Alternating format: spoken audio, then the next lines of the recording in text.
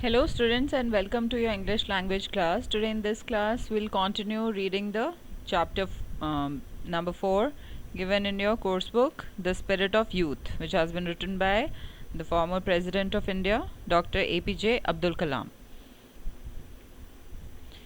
Now, okay, so we have read till now. Okay, this is actually a speech which was delivered by Dr. APJ Abdul Kalam um, for the Indian school students during his 2013 visit to the Gulf nations. Okay, and in this speech, he was motivating the students to focus on their future and do a lot of things which will um, help them in their journey of success. Okay, so now he was talking about the knowledge equation. So when you leave your school, a great friend will accompany you. Now, Dr. Kalam is saying that whenever your schooling will be over, so one friend will accompany you throughout your life. And who's that friend? That friend is knowledge. Let me share with you what I call the knowledge equation. Knowledge is equal to creativity plus righteousness plus courage. So what is creativity? Creativity means your novel ideas or new ideas or your original thoughts. Okay, and righteousness means state of being right in front of God, or you can say your justified deeds. ठीक है, जो भी काम आपको लगता है कि वो भगवान की नज़रों में बिल्कुल ठीक होगा. ओके, तो आपका जो इनर सेल्फ, जो आपकी एक अंतरात्मा कहती है ना, whether this work is right or wrong. Okay, that is righteousness. And courage, you know. So, knowledge is equal to creativity plus righteousness plus courage. Let me take up the first component, creativity. So, learning teaches creativity. Creativity leads to thinking, and thinking provides knowledge. Knowledge makes you great.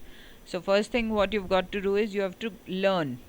Okay, so you have to learn a lot of things which will make you how to become creative, how to generate original thoughts, and how to be creative. Okay, and your creativity will lead to thinking. Okay, so a lot of questions will arise in your mind, that how things are happening and why things are happening. So thinking will provide you a lot of knowledge, and knowledge will definitely make you great. The next component of knowledge is righteousness. So what is it? Righteousness is described in a hymn. Okay, hymn कहते हैं बेटा भजन जो होते हैं ना आपके. Okay, so righteousness. Where there is righteousness in the heart, there is beauty in the character. जहाँ पे भी आपकी जो अंतरात्मा है वो एकदम सही होगी, ठीक है, और आपके दिल में अगर सच और गलत को परखने की काबिलियत होगी, तो there will be beauty in the character. तो आपकी जो शख्सियत है वो बहुत ही ब्यूटीफुल होगी. When there is beauty in the character, there is harmony in the home. और अगर आपके कैरेक्टर के अंदर ब्यूटी होगी, तो there will be harmony in the home. Harmony means agreement. There won't be any disputes, there won't be any clashes in the viewpoint. Okay, when there is harmony in the home, there is order in the nation. और हर घर में अगर शांति होगी, लोग एक दूसरे की बात को समझते होंगे, एक दूसरे के साथ अग्री करते होंगे, तो उससे क्या होगा? उससे ये होगा कि जो पूरा देश है वो बहुत ही ऑर्डरली वे में काम करेगा. समझ रहे हो? हर छोटा घर जो है मिलके वो क्या बना रहा है? वो पूरे देश को बना रहा है. और घरों के अंदर छोटे छोटे डिस्प्यूट्स होंगे, अगर लोगों के मनभेद होंगे, बहुत ज़्यादा मतभेद होंगे, एक दूसरे से बहुत ज़्यादा डिसएग्रीमेंट्स होंगे, so that will result in chaos. ठीक है, बहुत ज़्यादा एक जो कहते हैं ना, बहुत ज़्यादा डिसएग्रीमेंट्स हो जाएंगे, बहुत लड़ाइयाँ शुरू हो जाएंगी, इंटरनल वॉर शुरू हो जाएगी, तो वो पूरे नेशन के लिए it won't be right. And when there is order in the nation, there is piece in the world. और हर नेशन अगर ऑर्डरली वे में चलेगा, तो ऑब्वियसली पूरा वर्ल्ड जो है वो बहुत ही पीसफुल होगा. ओके, सो सबसे पहली चीज़ हमें ये करनी है कि अपने दिलों के अंदर जो सही और गलत को परखने की जो हमारी क्षमता है उसको पहचानना होगा और अपने इनर कॉन्शियस की आवाज़ को सुनना होगा। ओके, जो हमारी अंतरात्मा की आवाज़ है उसको सुनना होगा। हमें कभी भी कोई गलत काम नहीं करना चाहिए। हमें ये सोच के हर काम करना चाहिए that God is watching us, ठीक है, और we'll be served according to the deeds that we are doing, ठीक है। हम जो भी कर रहे हैं हमको उसके हिसाब से फल मिलेगा, है ना। गीता में भी यही कहा है कि जिस तरीके के कर्म हम करेंगे वैसा ही फल हमको भगवान देगा, राइट। तो हमें अपनी तरफ से कोई भी गलत काम नहीं करना चाहिए, किसी को हर्ट नहीं करना चाहिए, किसी को फिजिकली, मेंटली या वर्बली कभी भी हर्ट नहीं करना चाहिए। So the question is how do we inculcate righteousness in the heart. Inculcate means instil, ठीक है, कि हम कैसे अपने अंदर ये राइचियसनेस को कैसे उसको ओरिजिनेट कैसे करें, ठीक है। In my opinion there are 3 people who can build righteousness in the hearts of the youth। और डॉक्टर कलाम कहते हैं कि उनके हिसाब से उन्हें लगता है कि 3 लोग हैं जो जितने भी हमारे देश में यूथ हैं, ठीक है, जितने भी नौजवान हैं उनके दिलों में राइचियसनेस ये 3 लोग ही बिल्ड कर सकते हैं। वन इज़ द मदर, सबसे पहले जो माँ होती है वो कर सकती हैं। The second is the father and the third and the most important is the teacher. Okay, तो पहला उन्हें लगता है कि जो पहले गुरु किसी भी पर्सन के सबसे पहले जो गुरु होती हैं वो कौन होती हैं, वो उसकी मदर होती हैं, ठीक है बेटा। सबसे पहले हम जो भी बोलना सीखते हैं, जो भी करना सीखते हैं, ऑब्वियसली हम अपनी मदर को फॉलो करते हैं, उनको देखते हैं हम चारों तरफ अपने घूमते हुए, उन्हें काम करते हुए, तो ऑब्वियसली हर चीज़ हम उन्हीं से पिक करना सीखते हैं, है ना। तो पहली चीज़ तो मदर, दूसरे फादर और तीसरे टीचर। तो पहले तो हम मदर को फॉलो करते हैं जब हम बहुत छोटे होते हैं, फिर धीरे धीरे फादर को भी फॉलो करते हैं, और सबसे ज़्यादा कौन हमें इन्फ्लुएंस करते हैं, हमारे टीचर्स हमें इन्फ्लुएंस करते हैं। ओके, सो यही 3 लोग हैं जो सबसे ज़्यादा हमारे अंदर राइचियसनेस, हमारे दिलों में जो सही और गलत को पहचानने की जो एबिलिटी है उसको और भी ज़्यादा पॉलिश करते हैं।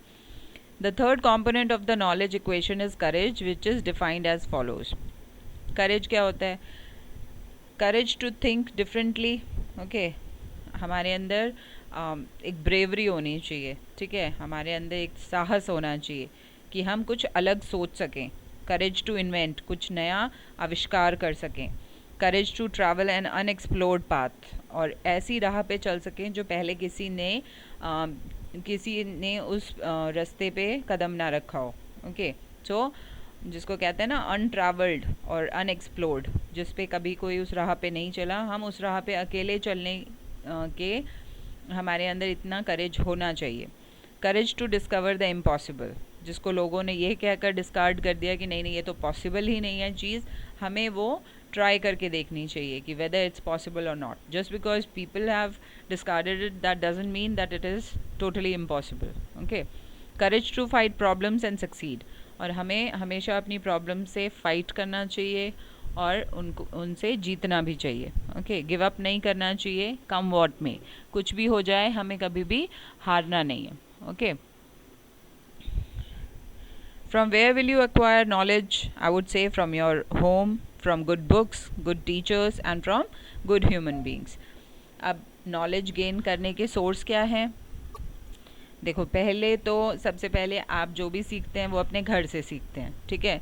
आप जो आपकी मदर टंग है वो आप सबसे पहले पिक करते हो। देन फिर आप जो छोटी छोटी बातें होती हैं, ठीक है, किस तरीके से हमें बिहेव करना है, वो हम अपने पेरेंट्स से या अपने सिबलिंग से या अपने ग्रैंड पेरेंट्स से सीखते हैं, ठीक है। फिर कुछ अच्छी किताबें जब हम पढ़ते हैं हम उनसे भी नॉलेज गेन करते हैं, और हमारे जो टीचर्स हैं वो भी हमें बहुत कुछ अच्छा सिखाते हैं। And from other good human beings, और जितने भी लाइफ में हमारी जितने भी अच्छे लोगों से हम मिलते हैं उनसे भी हम बहुत कुछ सीखते हैं, ठीक है। So when schools teach students to use knowledge with creativity, righteousness and courage, our nation will have a large number of empowered and enlightened citizens, ठीक है। तो अगर स्कूल जो है वो स्टूडेंट को ये सिखाएगा कि नॉलेज को कैसे यूज़ करना है, क्रिएटिविटी राइचियसनेस और करेज के लिए, तो हमारा नेशन जो है वो क्या बन जाएगा, एक ऐसी जगह बन जाएगा जहाँ के सारे सिटीजन्स कैसे हैं, एम्पावर्ड हैं. Empowered means they have a lot of power to do something, okay, to do something differently. And enlightened means they are well informed and they behave very properly and in a positive way. Now this is vital for the growth of the individual. ठीक है, ये एक individual level पे जो growth होती है उसके लिए भी ज़रूरी है. ठीक है, अगर आप एक बच्चे की इंडिविजुअल ग्रोथ की बात करें, उसकी मेंटल ग्रोथ, उसकी समझने की शक्ति, ठीक है, उसकी बिहेव करने की जो काबिलियत है उसकी बात करें, the growth of the family. ठीक है, अब क्या होता है, इंडिविजुअल्स मिलकर ही तो एक फैमिली को फॉर्म करते हैं, राइट. तो अगर एक इंडिविजुअल प्रॉपर्ली ग्रो करेगा तो ऑब्वियसली फैमिली भी प्रॉपर्ली ग्रो करेगी, and the growth of the nation and the promotion of peace in the world. So everything is inter related. Okay, so individual जो है वो ही कहते हैं ना, बूंद बूंद से सागर बनता है. तो अगर हर इंडिविजुअल को हम अच्छे से उसको इस तरीके से मोटिवेट करेंगे, एनकरेज करेंगे कि वो अच्छी नॉलेज गेन करे, अच्छा एक क्रिएटिव उसका माइंड हो, ठीक है, उसके दिल में बहुत सारी राइचियसनेस हो और बहुत सारा करेज भी हो, तो क्या होगा, एक इंडिविजुअल की ग्रोथ के साथ उसकी फैमिली की ग्रोथ होगी, फैमिली की ग्रोथ के साथ नेशन की ग्रोथ होगी, और नेशन की ग्रोथ के साथ पूरे वर्ल्ड में पीस होगी. Okay, I can do it. Now friends, before I conclude, allow me to share the dream of a young student I met in 2006. तो अब जो डॉक्टर कलाम हैं वो अपने कंक्लूजन में जो स्पीच दे रहे थे वो उसको कंक्लूड करते हुए फाइनल वर्ड्स उन्होंने क्या बोले थे, that friends, before I conclude allow me to share the dream of a young student I met in 2006. वो 2006 में एक स्टूडेंट से मिले थे और उसका ड्रीम जो है he wants to share with all the students. When I was the president of India, okay, way back in 2006, Dr. Kalam was our president.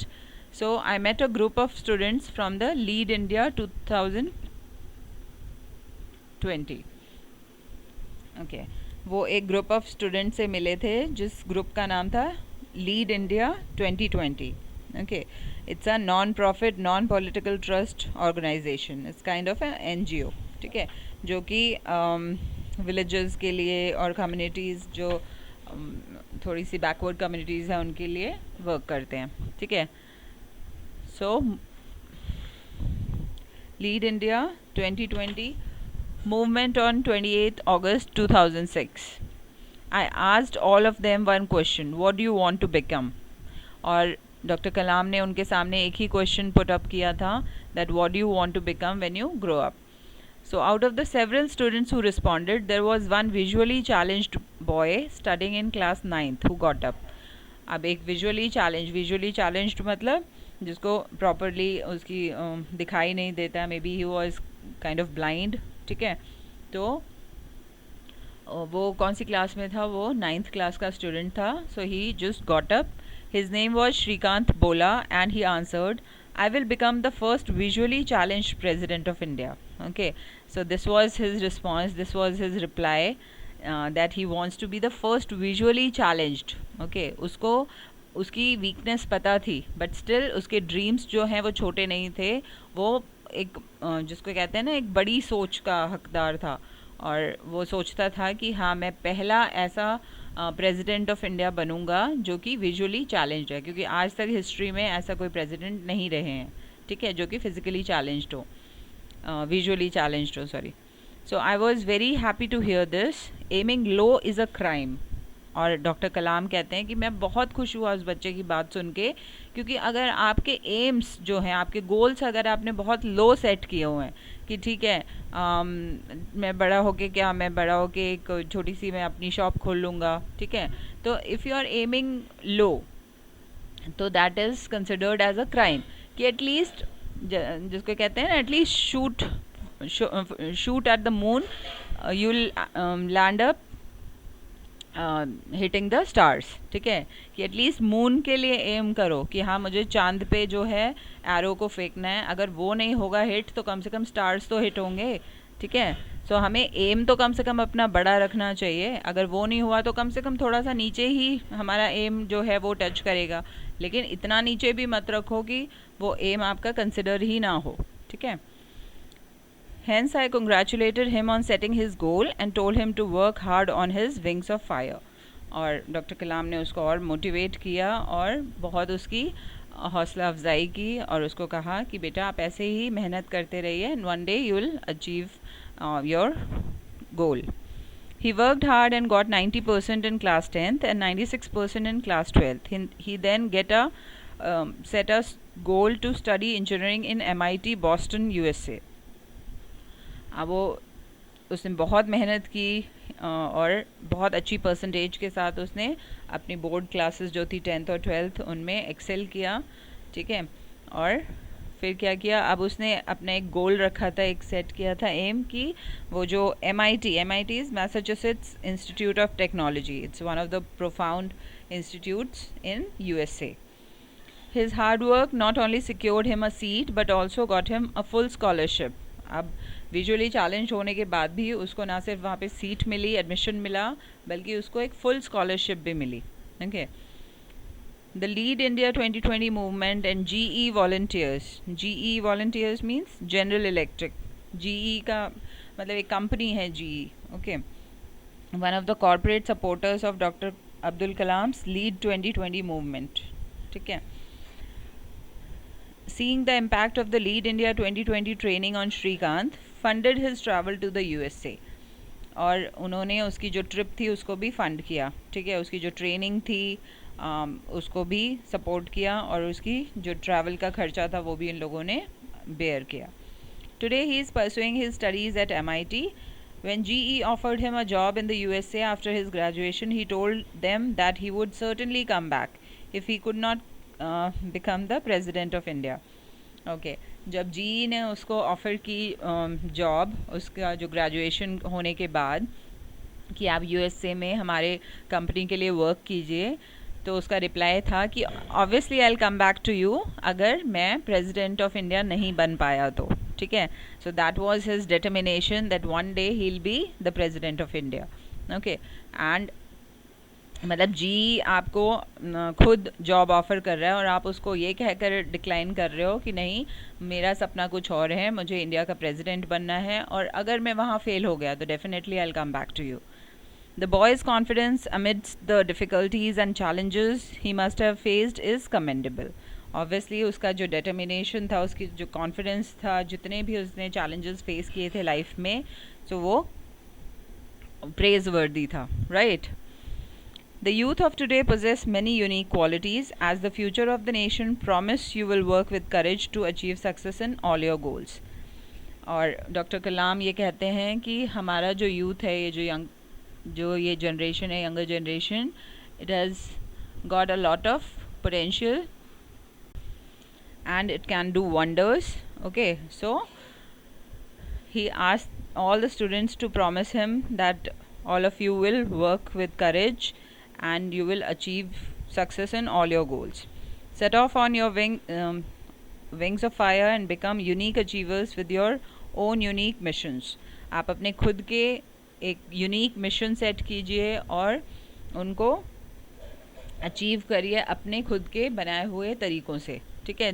दूसरों के तरीके फॉलो करके और दूसरों के जो पहले जो ट्रायल एंड टेस्टेड मिशंस थे या गोल्स थे या ड्रीम्स थे, उनको अचीव करना कोई बड़ी बात नहीं होगी, लेकिन अपने खुद के लिए कुछ मिशन, कुछ ऐसा गोल आप सेट करो और फिर उसको अचीव करके दिखाओ. I wish you all great success in the years ahead. May God bless you. Dr. APJ Abdul Kalam. Okay, so this was the speech that he gave in front of the students at the during a meet at the Gulf nations. Okay, so I hope you've understood this chapter and you've learnt a lot from this chapter because it's really inspiring and it's really motivating. So you must work hard in order to achieve your missions or your goals or your dreams. Okay, just make them true. Whatever you dream of, just make them true. Okay, so Okay, in the next class we'll be doing the question answers and we'll do the back exercise also. Okay, so just read this chapter and underline all the difficult words and write it in your fair notebook. Okay, and submit your homework by 3 o'clock tomorrow. Thank you for watching this video.